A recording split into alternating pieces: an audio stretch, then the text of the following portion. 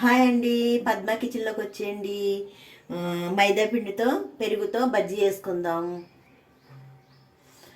మైదా పిండి ఒక బౌల్తో సగం తీసుకున్నాను.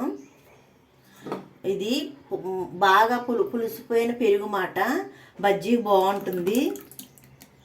పెరుగు పోసుకున్నాను.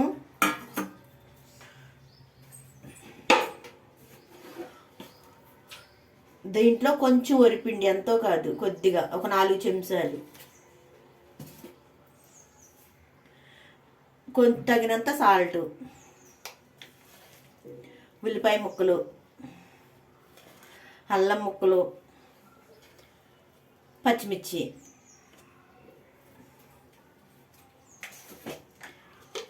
జీలకర్ర.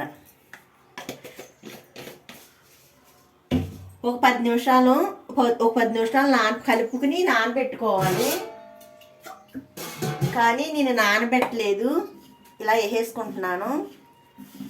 టిఫిన్కి ఎండెక్కిపోయింది, అందుకని వేసేసుకుంటున్నాను. ఇలాగా లైట్గా వంట సోడా,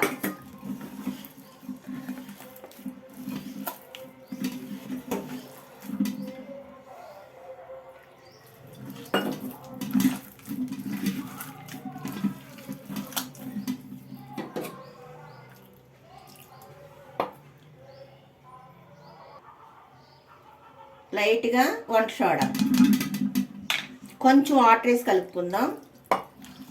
బాగా పలసగా కలపకూడదు.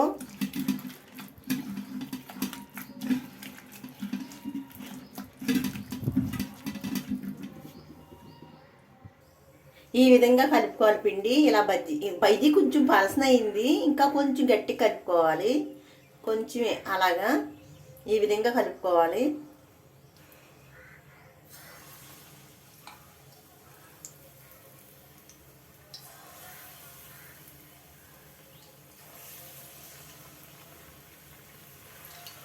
కొంచెం పలసన అయింది, గట్టి కలుపుకోండి. కొంచెం లైట్గా, కొంచెం పెరుగు తగ్గించవలసింది.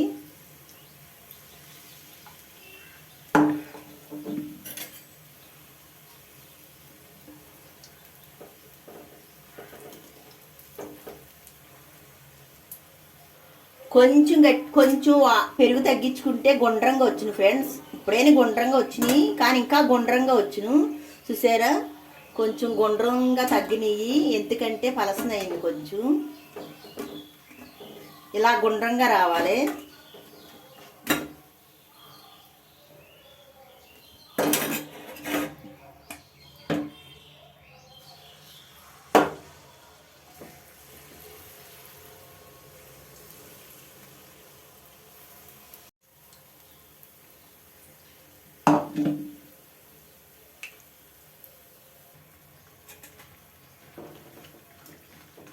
అంతే ఫ్రెండ్, కానీ చాలా టేస్ట్గా ఉన్నాయి.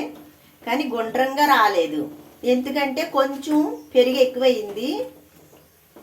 కొంచెం గట్టి కలుపుకోవాల్సింది. ఇంతే ఫ్రెండ్స్, పెరుగు బొండాలు మైదా పిండితో పెరుగుతో. హాయ్ అండి, ఇవ్వండి మరి వచ్చేయండి మరి పద్మ కిచెన్లోకి. కొంచెం పెరుగు ఎక్కువైంది వల్ల రౌండ్గా రాలేదు, కానీ టేస్ట్ మట్టికి సూపర్. మోసూర్ బజ్జీలు రెడీ. మైదా పిండి పెరుగుతో మోసూర్ బజ్జీలు రెడీ. ములక్కాయ ఆవకాయ వేసుకుందామా? చూసారా, పచ్చడి,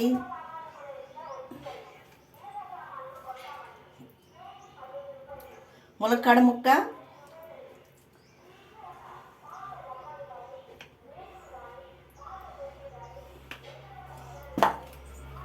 చూసారా కలర్ఫుల్గా ఉంది ప్లేటు. సూపర్గా ఉడికింది, లోపల చాలా బాగుంది.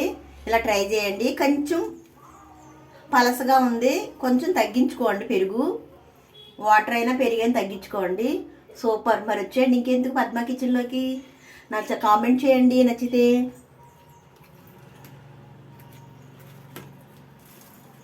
వావ్, అల్లం ముక్కలు, జీలకర్ర, ఉల్లిపాయలు, సూపరు.